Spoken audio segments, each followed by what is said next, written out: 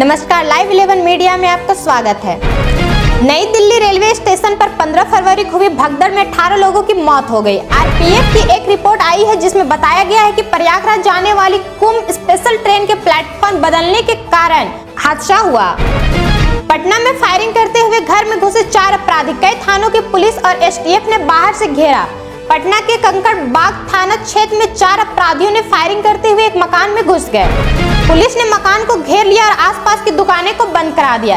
SSP अवकाश कुमार और SP समेत अन्य अधिकारी भी मौके पर हैं। सूत्रों की माने तो 2 अपराधियों को गिरफ्तार कर लिया गया है। चैंपियंस ट्रॉफी से पहले पाकिस्तान में बिछ गई लाशें, आतंकियों ने 64 वाहनों के काफिले को बनाया निशाना।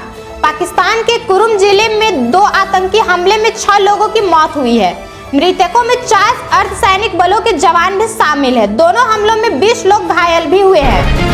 पाकिस्तान के अधिकारियों के मुताबिक घात लगाकर आतंकियों ने घटना को अंजाम दिया। जवानों पर हमले से पहले आतंकवादियों ने एक काफिले को भी निशाना बनाया। कूड़ा कचरा और पूजा सामग्री डालने पर कार्रवाई। प्रदूषण रोकने के लिए दिल्ली सरकार सख्त कदम उठाए हैं। मुख्य सचिव ने निर्देश दिए हैं कि यमुना में पूजा सामग्री और कूड़ा कचरा फेंकने वालों के खिलाफ कार्रवाई की जाएगी। इसके लिए लोगों को जागरूक किया जाएगा और नदी के किनारे पूजा सामग्री रखने के लिए स्थान बनाए जाएंगे। मोहम्मद अजहरुद्दीन ने शतक जड़कर रच दिया इतिहास। ये कारनामा करने वाले बने केरल के पहले बल्लेबाज। मोहम्मद अजहरुद्दीन के शतक की मदद से केरल ने रणजी ट्रॉफी के सेमीफाइनल में गुजरात के खिलाफ अपनी स्थिति मजबूत कर ली है। अजहरुद्दीन ने शतक जमाकर इतिहास रच दिया। वह रणजी ट्रॉफी सेमीफाइनल में शतक जमाने वाले केरल के पहले बल्लेबाज बन गए। अजहरुद्दीन ने सलमान निजार के साथ 6ठे विकेट के लिए शतक की साझेदारी की।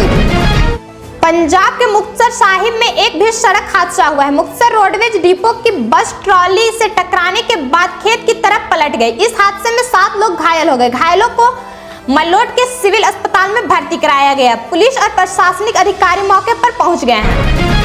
पीथमपुर में 27 फरवरी से जलाया जाएगा यूनियन कार्बाइड का जहरीला कचरा। एमपी हाई कोर्ट ने दिया आदेश। मध्य प्रदेश हाई कोर्ट ने पीथमपुर में 340 टन यूनियन कार्बाइड जहरीले कचरे को जलाने के लिए कहा है। कोर्ट ने कहा कि ट्रायल रन के तौर पर कचरा जलाया जाएगा। अदालत के आदेश के अनुसार राज्य सरकार को परीक्षण के दौरान इस कचरे के संभावित पर्यावरणीय और स्थानीय प्रभावों का आकलन करने का आवश्यकता है। जनवरी 2025 में कचरा पीथमपुर पहुंचने पर स्थानीय लोगों ने उग्र प्रदर्शन किया था। पटना के कंकड़ बाग में पुलिस और अपराधियों के बीच एनकाउंटर खत्म, 4 बदमाश किए गए गिरफ्तार। निजी मकान में अपराधियों ने पिस्टल और पुलिस पर कई राउंड फायरिंग की। इसके बाद पुलिस कर्मियों ने पूरे मकान को घेर लिया। पुलिस और एसटीएफ की टीम ने इस मामले को 4 अपराधियों को गिरफ्तार किया है। यूपी बजट सत्र में हंगामा।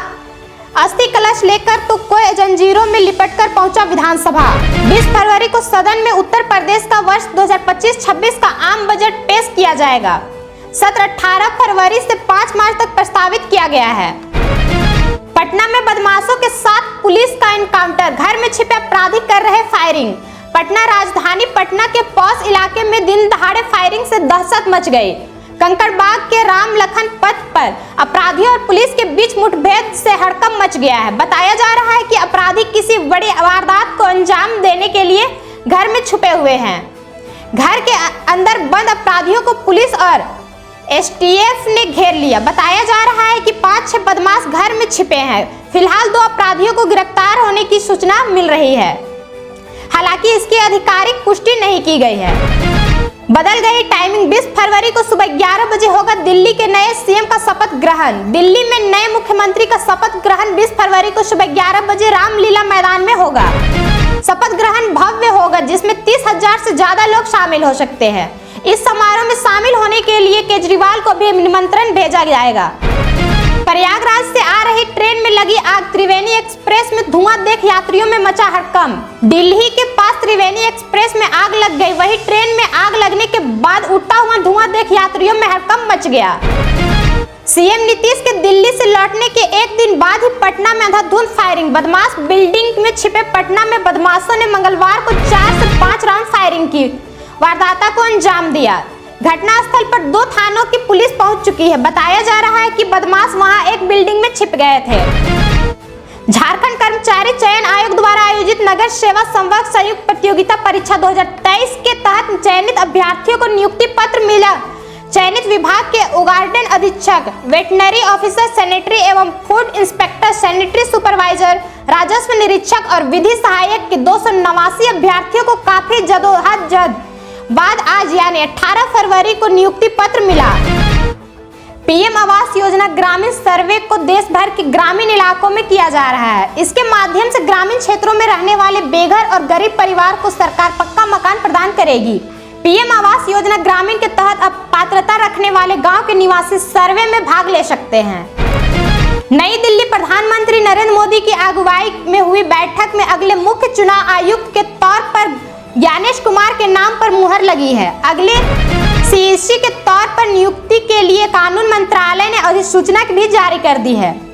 1988 बैच के केरल कैडर के आईएएस अधिकारी पिछले साल मार्च से चुनाव आयुक्त के रूप में काम कर रहे हैं। मौजूदा सीएससी राजीव कुमार के रिटायरमेंट के बाद वो पदभार ग्रहण करेंगे, जो कल 18 फरवरी को रिटायर हो रहे हैं।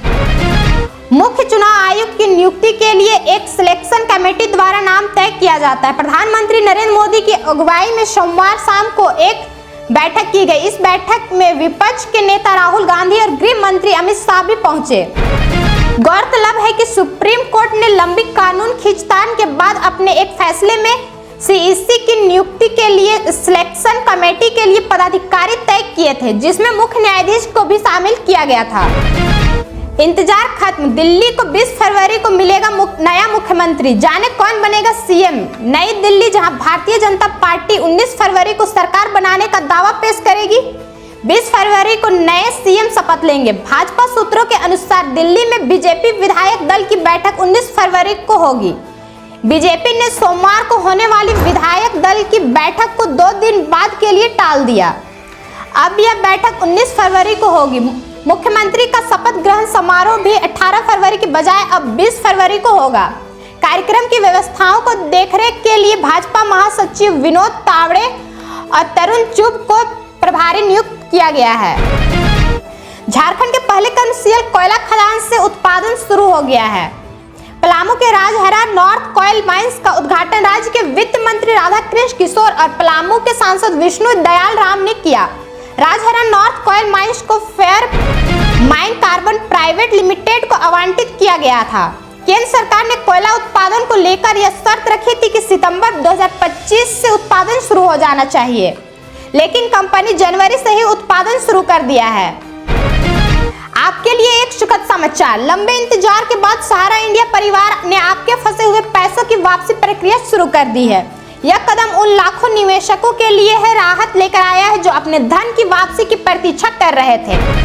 ओडिशा के पुरी से ऋषिकेश के बीच चलने वाली ट्रेन 18477 उत्कल एक्सप्रेस सुबह 7:20 जैसे ही झांसी पहुंचा तो आरपीएफ जीआरपी ने ज्वाइंट ऑपरेशन चलाया। सुरक्षा बलों ने एक्सप्रेस के फर्स्ट एसी कोच A2 की सीट नंबर 29 पर टसन में बैठे युवक की हरकतें संदिग्ध लगी।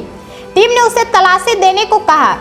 जैसे ही युवक ने अपना टिकट दिखाया तो नाम देखकर अफसर चौंक गए। फिर ट्रॉली बैग खुलवाया तो 11 किलो चांदी और 9 लाख से ज्यादा की नकद मिली। धन्यवाद।